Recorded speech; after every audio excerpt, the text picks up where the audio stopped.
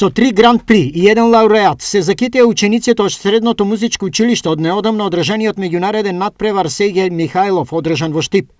Признанејата се дотолку поголеми кога се има во предвид фактот дека на истиот учествуваа 400 натпреварувачи од 5 земји во 4 дисциплини. Пишувам историја што еве за прв пат имаме меѓународен натпревар во Штип.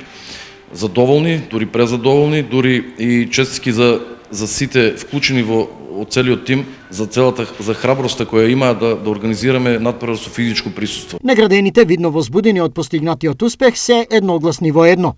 Ова за нив е повеќе од поттик за нивна натамошна квалитетна надградба на нивната наобразба. За нас оваа награда како дел од младински оркестар на Центарот за култура во Куманово, значи поттик во понатамошното творење и настапување на различни настани. Како награда значи